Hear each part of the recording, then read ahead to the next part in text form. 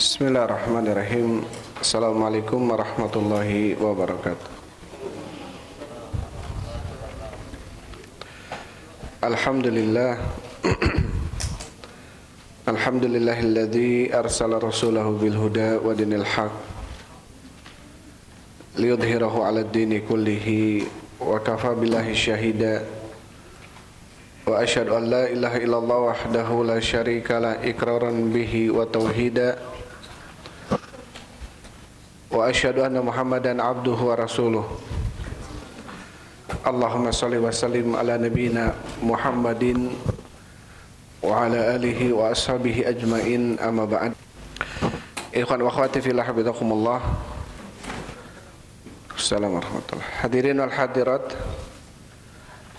jamaah salat maghrib yang sama-sama mengharapkan ridha Allah Subhanahu wa taala. Alhamdulillah, segala puji bagi Allah Subhanahu wa taala yang telah memberikan kepada kita kesempatan dan waktu luang sehingga kita masih bisa melaksanakan sebagian daripada kewajiban kita, yaitu talabul ilm. Dan insyaallah kita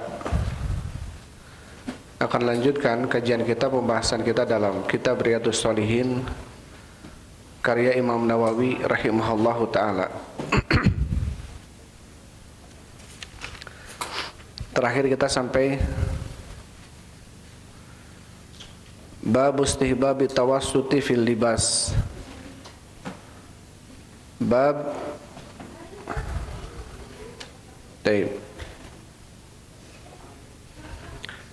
disukainya berpakaian yang tawassut, yang pertengahan. Wala yaktasir ala ma yajri bihi la ghir hajah, dan tidak membatasi pakaian ya di bawah daripada apa yang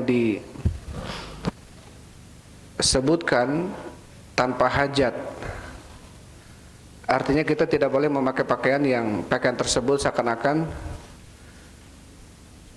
akan menunjukkan bahwasanya kondisi kita seseorang yang tidak mampu gitu ya. Padahal kita sebetulnya mampu memiliki pakaian yang bagus. Tapi ketika itu kemudian kita meninggalkan pakaian bagus, bahkan memakai pakaian yang lusuh, biar orang mengira kita ini orang miskin. Nah, ini termasuk yang tidak boleh. Karena apa? Karena Rasulullah SAW beliau mengatakan, innallaha yuhibbu an yura atharu ni'matihi ala abdihi. Sesungguhnya Allah mencintai untuk dilihat asar dampak dari kenikmatan atas hambanya. Jadi Allah Subhanahu wa taala mencintai seorang hamba memperlihatkan kenikmatan yang Allah berikan kepadanya. Sehingga tentunya tidak boleh kita memakai pakaian yang compang-camping, yang lusuh ya, padahal kita mampu mempunyai pakaian yang indah, yang bagus. Bahkan kita dianjurkan untuk memakai pakaian yang bagus, terlebih ketika di hari-hari besar ya. Itu sudah kita bahas. Sekarang kita masuk ke pembahasan bab tahrimi libasil hariri ala rijal. Bab haramnya memakai pakaian yang terbuat dari sutra bagi laki-laki. Wa tahrimi julusihim alaihi, dan haramnya duduk di atas sutra. Jadi duduk di atas tikar yang terbuat dari sutra. Wastinadihim ilaihi, dan haramnya bersandar ya ke tempat duduk yang tempat duduk tersebut dibungkus dari sutra. Wa jawazi lubsihi lin nisa, dan boleh memakai pakaian dari sutra bagi perempuan.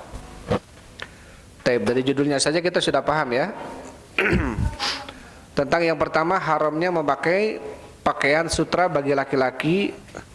Haramnya kita duduk di atas tikar atau alas yang terbuat dari sutra, dan kita tidak boleh bersandar kepada sutra, artinya bersandar tempat duduknya terbuat dari sutra. Dan bolehnya memakai pakaian dari sutra bagi perempuan. Setelah menyebutkan bab, di sini ada beberapa hadis yang dibawakan oleh Imam Nawawi rahimahullahu taala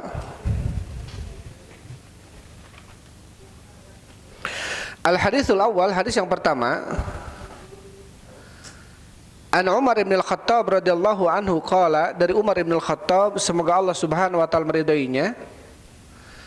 Qala, berkata Umar, qala Rasulullah sallallahu alaihi wasallam, telah bersabda Rasul sallallahu alaihi wasallam, la talbasul hariro, janganlah kalian memakai pakaian dari sutra. Fa inna man labisahu fid dunya, karena sesungguhnya barang siapa yang memakainya di dunia, lam yalbashu fil akhirah, maka dia tidak akan memakainya di akhirat. Taib. Ini larangan dari Nabi sallallahu alaihi wasallam ya. Larangan dari Nabi sallallahu alaihi wasallam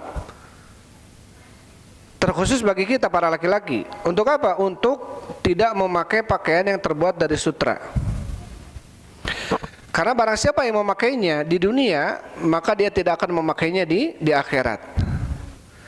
Maka dia tidak akan memakainya di akhirat.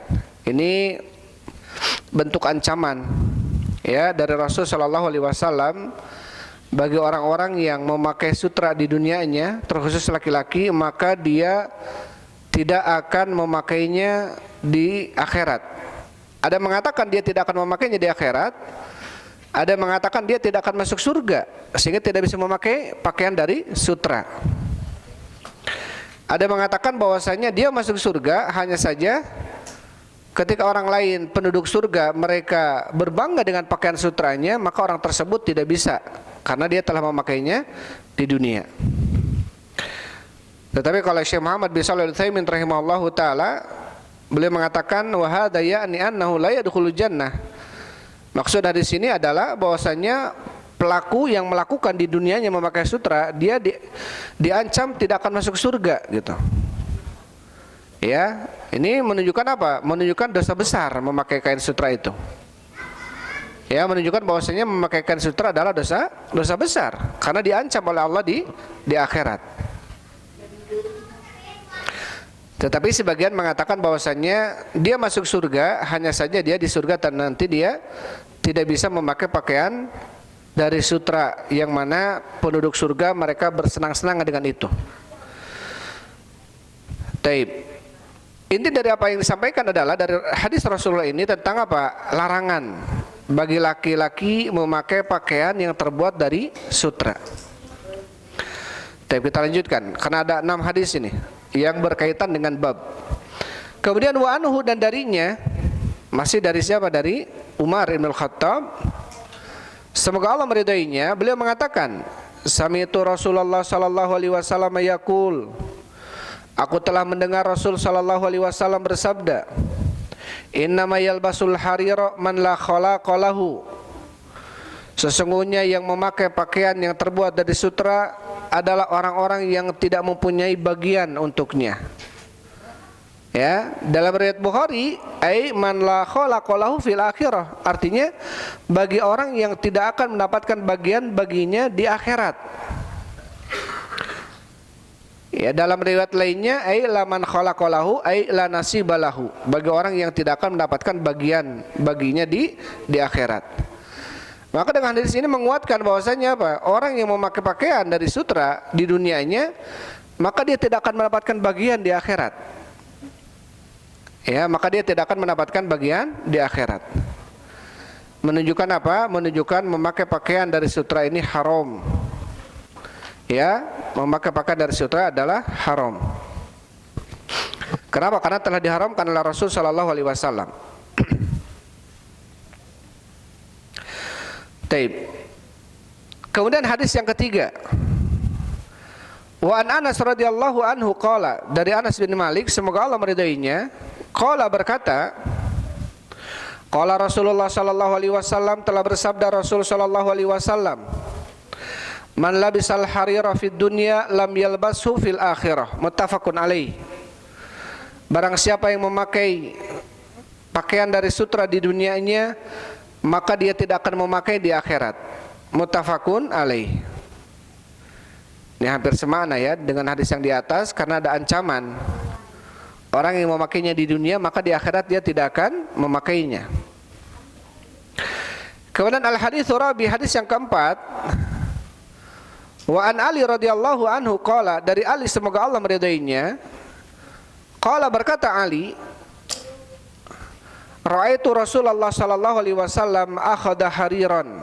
Ali mengatakan, aku melihat Rasul sallallahu alaihi wasallam mengambil sutra, faja'alahu fi yaminihi. Kemudian Rasul menempatkan sutra di tangan kanannya.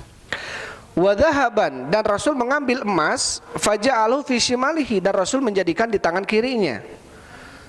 Ya, tangan kanannya sutra, tangan kirinya emas. Tsumma qala, kemudian Rasul bersabda, inna hadaini, sesungguhnya dua perkara ini, emas dan sutra, haramun ala dzukuri ummati, haram bagi laki-laki dari kalangan umatku. Artinya apa? Diharamkan oleh Rasul sallallahu alaihi wasallam bagi laki-laki untuk memakai pakaian yang terbuat dari sutra atau dia memakai perhiasan yang terbuat dari emas. Ya, ini menunjukkan apa? Tentang keharaman. Sampai-sampai apa? Rasul sallallahu alaihi wasallam menjadikan, ya, kedudukannya sama seperti halnya emas haramnya bagi laki-laki, gitu ya. Seperti halnya emas haramnya bagi laki-laki.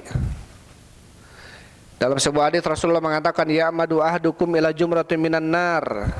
Seseorang di antara kalian sengaja, ya, menyengaja dirinya untuk jatuh kepada api neraka. Ketika Rasul melihat ada seseorang memakai cincin terbuat dari emas, Rasul mengatakan, ya madu ahadukum ila jumratin minan nar. Ada seseorang di antara kalian menyengaja dirinya untuk jatuh kepada api neraka karena memakai cincin dari emas. Sehingga orang tadi pun kemudian melemparkan cincin itu, ya, yang terbuat dari emas itu. Saking apa? Saking takutnya ancaman dari Rasul sallallahu alaihi wasallam. Karena diancam dengan apa? Dengan api neraka oleh Rasul sallallahu alaihi wasallam. Kalau kita melihat kepada kaidah al-kabair, setiap pelaku yang diancam, setiap amalan yang diancam pelakunya di dunia dengan hukuman Islam atau di akhirat dengan hukuman api neraka, maka itu termasuk al-kabair. Maka termasuk dosa besar. Jadi memakai emas bagi laki-laki, memakai pakaian yang terbuat dari sutra bagi laki-laki, ini hukumnya haram. Ya, ini hukumnya haram dan tidak boleh. Kemudian al-hadisul khamis, hadis yang kelima. Wa Nabi Musa al-Asy'ari radhiyallahu anhu, dari Abu Musa al-Asy'ari semoga Allah meridainya, anna Rasulullah sallallahu alaihi wasallam qala, bahwasanya Rasul sallallahu alaihi wasallam bersabda, harrima libasul hariri wadh-dhahabi ala dzukuri ummati, diharamkan pakaian yang terbuat dari sutra dan juga emas ala dzukuri ummati bagi laki-laki dari kalangan umatku, kata Rasulullah.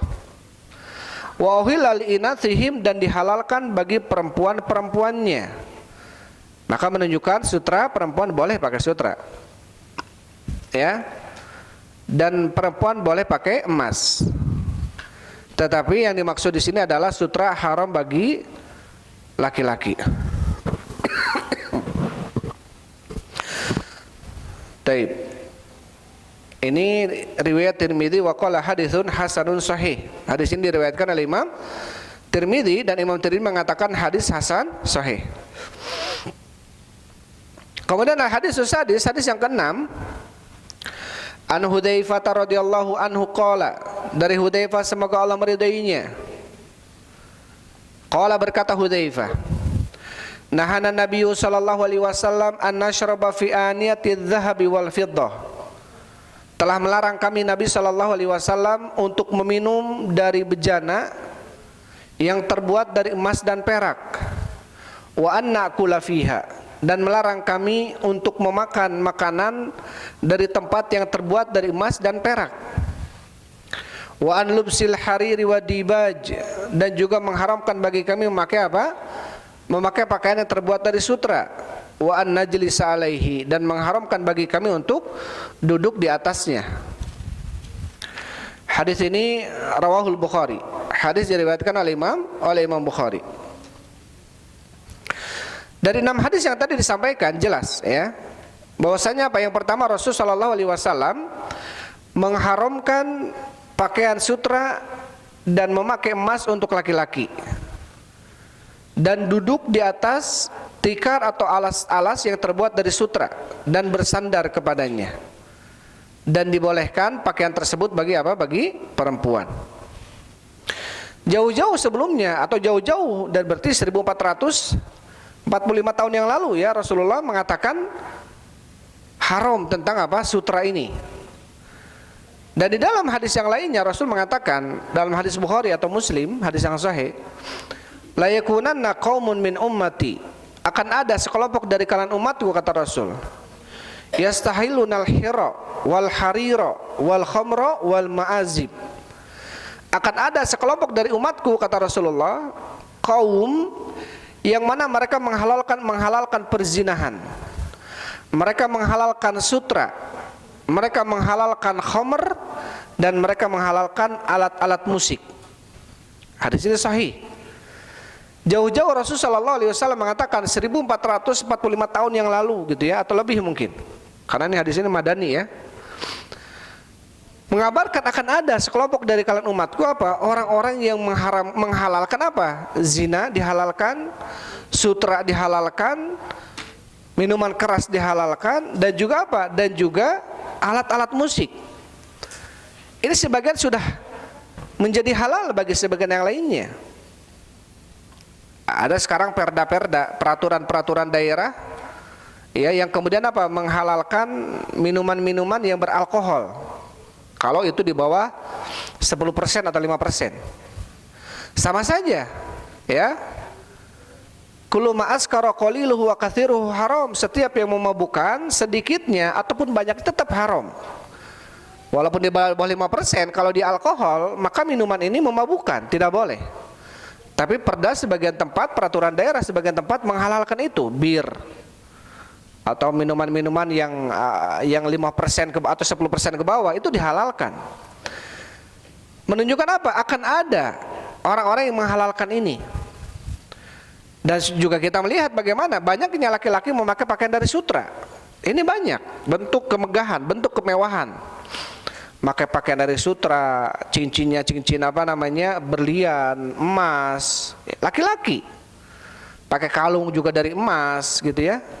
Justru menampakkan kemewahan, menampakkan keberhasilan dia dalam bekerja dengan memakai pakaian yang mewah, yang mahal. Dan ini tidak sedikit. Dan seakan-akan sudah menjadi perkara yang lumrah gitu ya. Begitu pula dengan apa? Dengan musik-musik. Karena Rasulullah SAW mengatakan ma'azib. Ma'azib di sini apa? Musik. Jadi akan ada sekelompok dari kalangan umatku, mereka yang menghalalkan apa? Perzinahan. Zina di sebagian negeri halal. Artinya apa? Tidak ada peraturannya. Kalau suka sama suka itu nggak apa-apa. Nauzubillah min dzalik. Di negeri kita ini nanti kalau kemudian turun tentang undang-undang itu, asalkan suka sama suka, maka tidak apa-apa. Ini menjadi bahaya. Ya, karena sebagian negara asal suka sama suka, banyak yang kemudian hamil di luar nikah, karena melihat ini tidak diatur dalam undang-undang mereka. Kalau di Indonesia masih ada aturannya, tidak boleh itu ya. Maka tentunya kalau kemudian undang-undang ini dilegalkan, disahkan, ini khawatir ya, terjadinya apa? Terjadinya perzinahan di mana-mana. Karena kalau sudah terjadinya perzinahan di mana-mana, maka kata Rasul sallallahu alaihi wasallam, sebagaimana ada salah satu istri datang kepada Rasulullah, ya Rasulullah, anhu laku wa fina solihun. Ya Rasulullah, apakah kami akan dihancurkan padahal di antara kami ada orang-orang soleh? Kata Rasul, na'am idza kathural khabath. Benar. Kalau kemudian perzinahan sudah mulai merata, kalau kemudian perzinahan sudah mulai banyak dan orang menganggap itu biasa, ini menyebabkan akan turunnya apa? Murka Allah Subhanahu wa taala. Itu pun menjadi penyebab. Dalam hadis Rasulullah, hadis Baihaqi yang disahihkan oleh sebagian para ulama, mengatakan bahwasanya yakunu fi akhir zaman, akan ada nanti di akhir zaman. Apa kata Rasulullah? Mashun wa qadhafun. Akan ada nanti di akhir zaman, yaitu apa? Bencana-bencana yang akan menimpa manusia. Seperti apa? Seperti maskhun. Maskhun ini wajah-wajah manusia dirubah oleh Allah Subhanahu wa taala. Wa qadafun. Qadafun ini apa? Lemparan-lemparan batu. Seperti halnya kaum Tsamud atau kaum Ad yang kemudian dilempar mereka oleh Allah Subhanahu wa taala dengan hujan batu. Ini kan ada kata Rasul sallallahu alaihi wasallam. Kemudian wa khasafun. Khasafun ini apa? Manusia ditenggelamkan oleh Allah ke dalam bumi. Qila wa mata hada ya Rasulullah? Kapan itu akan terjadi ya Rasulullah? Kemudian Rasul sallallahu alaihi wasallam mengatakan idza dhaharatil ma'azib wal qainat, apabila sudah mulai semaraknya musik-musik dan biduan-biduan wanita. Artinya ketika mulai musik di mana-mana sudah hal lumrah gitu ya. Kemudian penyanyi-penyanyi biduan wanita sudah lenggak-lenggok. Ini dikhawatirkan, kenapa kata Rasulullah? Yakunu fi akhiriz zaman, akan ada nanti di akhir zaman orang-orang yang oleh Allah Subhanahu wa taala ditenggelamkan ke dalam bumi. Orang-orang yang oleh Allah Subhanahu wa taala dilempar mereka dengan hujan batu. Orang-orang yang kemudian mereka apa? Dirubah muka-muka mereka dengan muka bukan muka aslinya. Apakah ini terjadi? Bisa terjadi, bisa terjadi sebagaimana zaman Bani Israil yang dirubah muka-muka mereka. Apa dengan qiradatan wa khanazir? Ya, dengan kera dan babi-babi. Kapan itu terjadi? Ketika ditanya oleh para sahabat kepada Rasulullah, idza galabati, apabila dhaharati al-ma'azib wal qainat, ketika semaraknya musik-musik dan juga biduan-biduan wanita. Artinya yang lenggak-lenggok gitu ya, yang kemudian mengumbar aurat. Nasallallahu salamata wal afiyah. Ini bisa terjadi apa? Terjadi sebab munculnya bencana dari Allah Subhanahu wa taala. Maka ketika tidak ada orang yang kemudian memperingatinya, ini dikhawatirkan apa? Khawatirkan justru adab itu akan menimpa kita semua kalau kita tidak memberikan peringatan. Karena Allah Subhanahu wa taala berfirman, wattaqu fitnatan la tusibanna alladzina zalamu minkum khassah. Takutlah kalian kepada fitnah, musibah, yang musibah itu tidak menimpa orang-orang zalim di antara kalian saja. Yang musibah itu tidak menimpa orang-orang yang bermaksiat di antara kalian saja, orang takwanya saja, orang berimannya pun bisa kena. Kalau apa? Kalau tidak ada amar ma'ruf nahi mungkar. Kalau tidak ada kita saling mengingatkan, memberikan peringatan. Sekarang yang terjadi bukan seperti itu. Ketika kita mengingati, mengingkari ucapan ini salah, seakan-akan menjatuhkan kehormatannya. Ya, wajar dalam Islam itu. Kalau kita membawa diskusi ilmiah, ketika membawakan sebuah fatwa, sebuah pendapat yang jelas-jelas tidak ada pendahulunya, baik Al-Qur'annya tidak ada, hadisnya tidak ada, para ulama ahlu tafsirnya tidak ada berpendapat tentang apapun itu, apalagi yang ramai sekarang tentang penafsiran Asy-Syu'ara menjadi surat pemusik. Wajar kalau kemudian teman-teman yang berilmu juga, yang mempunyai ilmu, mengkritik itu agar apa? Agar terjadinya apa? Agar terjadinya nasihat menasihati atau amar ma'ruf nahi mungkar. Khawatir kalau kemudian ini kemudian diimani oleh kebanyakan manusia awam, orang-orang yang pokoknya menurut ustadz itu benar-benar aja semuanya. Nah, ini bahaya.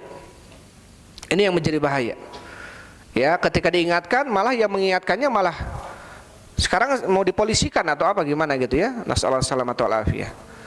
Jadi zaman dulu, zaman sahabat tabi'in, ini masalah ilmiah ini terjadi. Ketika salah, saling mengingatkan, itu wajar. Itu wajar. Agar apa? Agar senantiasa kita kembali kepada Allah Subhanahu wa taala. Kalau kemudian kemungkarannya tersebar secara meluas, tapi kita menasihatinya secara diam-diam, ya nggak bisa. Maka menjelaskannya pun harus secara meluas, karena kemungkarannya sudah meluas. Beda kalau kemungkarannya antara dia dengan Allah saja, maka ini nggak bisa kemudian kita bongkar dia aibnya, nggak bisa. Kita nasihati dia secara individu. Tapi kalau kesalahannya sudah meluas, maka harus dibetulkan, harus dibenarkan, diluruskan. Ya, dengan cara meluas juga biar orang tahu bahwasanya ternyata pendapat ini tidak ada seorang pun dari kalangan ulama pendahulunya ahlu tafsir menafsirkan tentang Syu'ara itu adalah ayat pemusik. Karena bahaya, ya. Karena bahaya kalau kemudian kita menghalalkan musik. Jelas kata Rasul, akan ada sekelompok dari kalangan umatku orang-orang yang menghalalkan perzinahan, sutra, minuman keras dan musik. Akan ada, ya. Berarti menunjukkan asal hukumnya adalah haram. Sehingga akan ada kelompok dari kalangan umatku menghalalkan itu. Ya, menunjukkan apa? Menunjukkan dibendung ataupun tidak, tetap akan ada orang-orang yang menghalalkan musik. Taib. Ikhwan wa akhwati fillah hafizakumullah. Dari hadis yang tadi disampaikan tentang apa? Tentang bahwasannya salah satu sebab yang kemudian bisa turunnya musibah dari Allah Subhanahu wa taala adalah ketika apa? Tersebarnya perzinahan gitu ya. Atau tersebarnya minuman keras, tersebarnya sutra dan penghalalan terhadap apa? Terhadap alat-alat musik.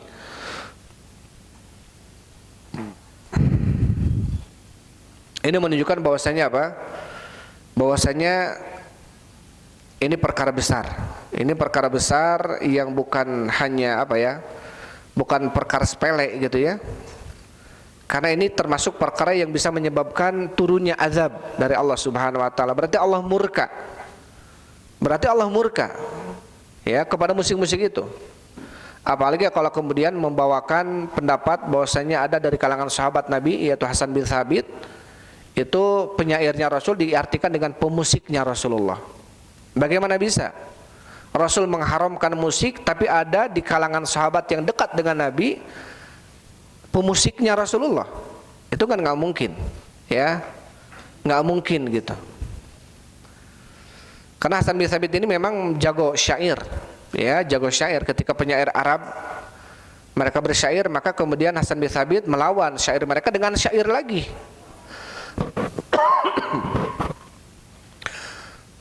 Taib.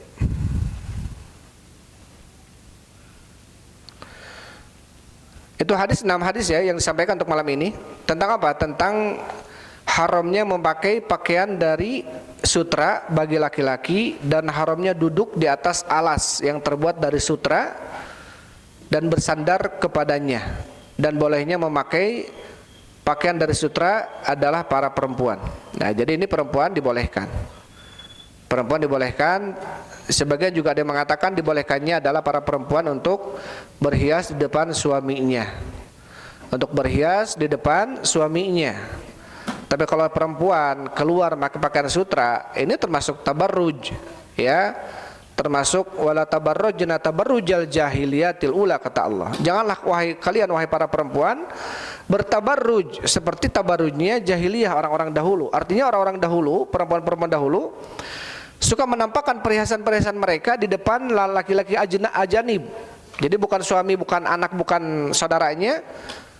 Ya, mereka menampakkan perhiasan, pakaian pakaian perhiasan, gelangnya, kalungnya, ini nggak boleh. Begitu pula dengan sutra. Boleh bagi perempuan memakai sutra tentunya di depan orang-orang yang mahram untuknya. Siapa saja, suaminya, anak-anaknya, saudara-saudaranya, gitu ya. Paman-pamannya yang laki-laki ataupun keluarga, kakeknya yang laki-laki, ya, kakek, pokoknya laki yang mahram untuknya. Kakeknya, pamannya, anak laki-lakinya atau anak tiri laki-lakinya, suaminya. Ya. Maka ini termasuk apa? Termasuk orang-orang yang mahram yang boleh seorang perempuan memperlihatkan perhiasannya. Bukan berarti boleh bagi perempuan akhirnya perempuan berhias keluar rumah memakai sutra, pakaian sutra, tidak.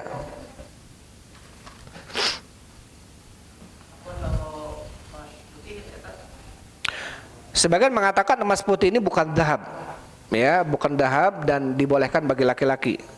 Emas putih ini plati, ya, platina atau platin namanya. Dan sebagian berfatwa itu bukan dahab, karena dahab itu yang warna kuning. Kalau emas putih dia bukan dahab namanya. Dan sebagian membolehkan bagi laki-laki. Berarti ini menunjukkan apa? Menunjukkan tentang ini perkara-perkara yang bisa menyebabkan murka Allah Subhanahu wa taala sehingga menurunkan azab kepada kita. Maka tentunya termasuk apa? Termasuk bin bab tawasau bil haq, saling memberikan wasiat dengan kebenaran.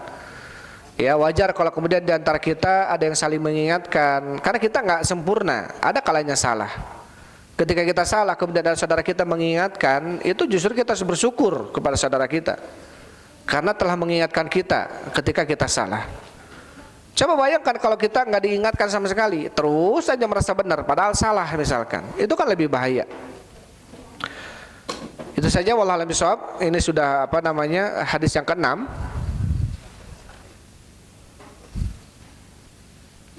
Dikatakan oleh Syekh Muhammad bin Shalih Al-Utsaimin rahimahullahu taala, wa hadzal hariru tabi'i. Maksud sutra dalam hadis ini yang diharamkan adalah sutra yang aslinya. Ya, yukhraju min dudil qazzi, yang dikeluarkan dari ulat qaz. Ulat sutra ya, ulat qaz itu.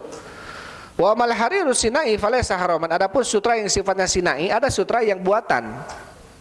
Sutra buatan bukan sutra asli. Makanya seperti ini tidak haram.